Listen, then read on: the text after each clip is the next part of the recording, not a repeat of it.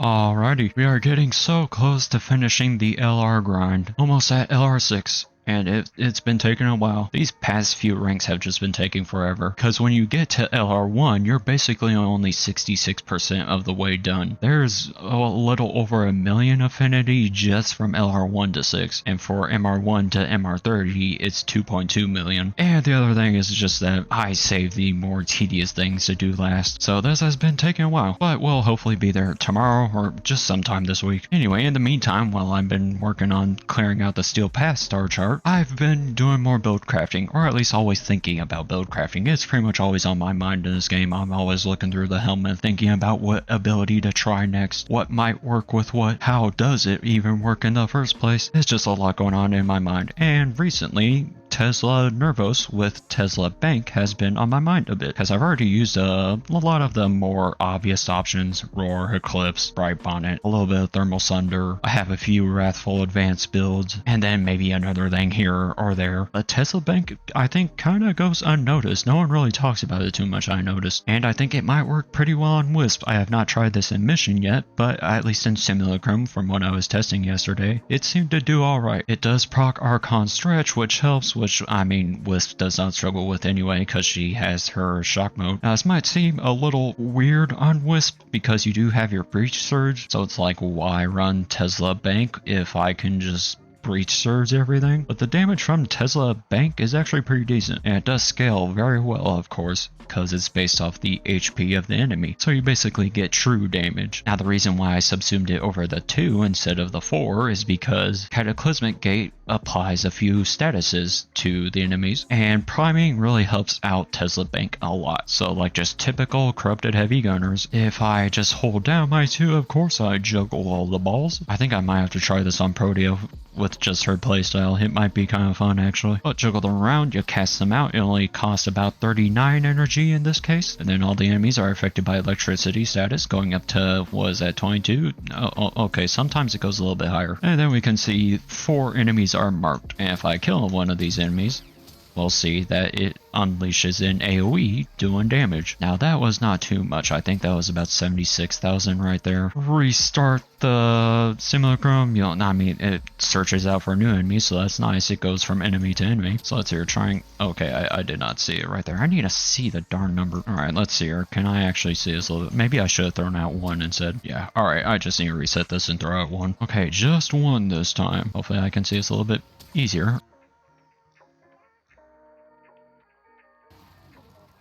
Okay, I think it said 76,000. It's so fast. But that's a little bit on the weaker side, of course. And this is definitely a more tanky enemy, so it would be even worse on a more weaker enemy. But throwing down just 1 again, and then this time if I use Cataclysmic Gate and then shoot it, it does a bit more damage. You can at least see to their health bars. It's hard to see all the numbers, they get jumbled. But now they're about to a third of their health is gone, so that's a lot better. We saw that before, it was about 10%. I have to go back into mod configs every time I want to reset this actually, because otherwise the Tesla Nervos attaches again to the next set of enemies. But now if I throw down my motes, which give a little bit more status effects to my Cataclysmic Gate, I can throw it down, of course. And now if I throw down a Tesla Bank and then shoot, wait, what? Okay, it didn't attach to one yet. But that's a lot more damage now. That did, what, 80-90% of their health bar? I always gotta reset this. This is one chore of this. Okay, just showing it one more time. Hopefully this works a little bit better. Okay, attached to him. So there you can see health is about 10% right now, maybe.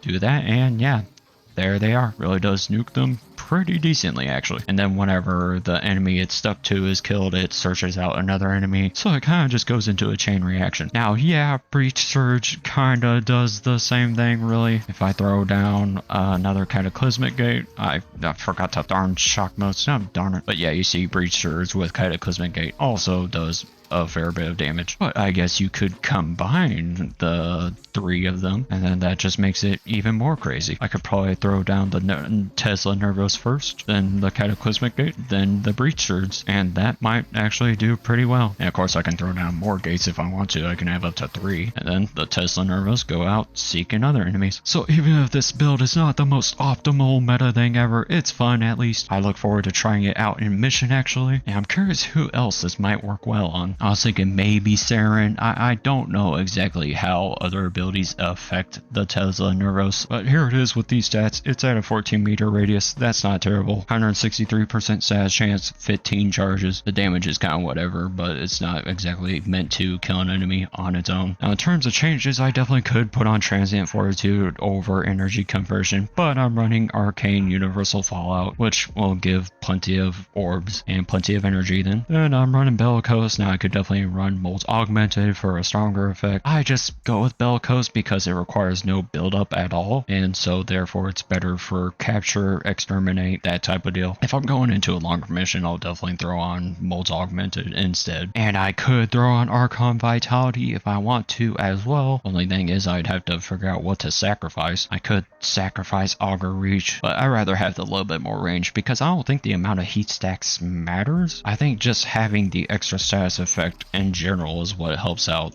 the damage. Because let me see here, if I just throw out a Nervos and then throw out the gate and go for a kill, it's about a third right now. Let's see here, what happens if I throw on Archon Vitality instead? Then I have to throw this around a little bit. Luckily everything still works out even if the polarity does not match. I'm sorry about my dog, by the way, she barks all the time. Corgis. Alright, so trying this out then, what does this do? So let's see if I go for a kill now, it's still about the same. I mean, the amount of stacks might matter, which I mean they do take time to build up anyway, so I think I'm fine without Archon Vitality. It of course does give a little bit more HP, but I think I'll be fine without it. So I guess this is what I'll try. And then just to show another build I've been thinking about, might have to try out as well, because before I had a Nourish Cataclysmic Gate build, but I think the Tesla Nervos build might replace it. I don't really feel the need to have two Cataclysmic Gate builds, so I decided to try this out instead. Now, I thought about Thermal Sunder before, but I was hesitant because you do want a lot of strength and range, and that requires sacrificing efficiency, which then you would want to have Prime Flow and Equilibrium. Basically, a lot more energy upkeep to actually spam Thermal Sunder, which was 77.5 drain. That's a lot. But with Arcane Sculptor coming out now, this is a lot easier, because Will-O-Wisp and Reservoirs proc Arcane Sculptor. So really, I can just be right here, 300 energy, and then I can just throw out the Will-O-Wisp, and then I've got my 12 seconds of improved efficiency, so I can just spam the Sunder, no problem. And I mean, it does actually do pretty decent damage. I got a lot of strength,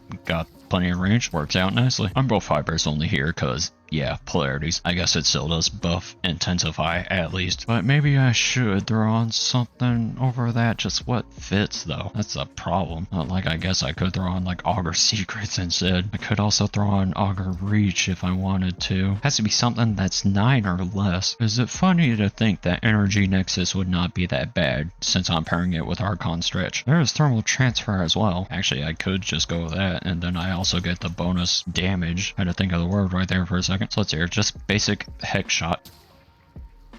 Okay, that did like 2/3 of their health. And if I sit in the corner and sunder it up, or yeah, sunder it up, then headshot. Oh, what? It's like the same. What the heck? Did I just not get the correct status procs? Why is the damage the same? Am I missing something? Oh, normal Hex Shot again. Okay, that's like half or something. It went to a half, then damage over time took care of the rest. Let's see, what if I just go with heat and then we go for another headshot?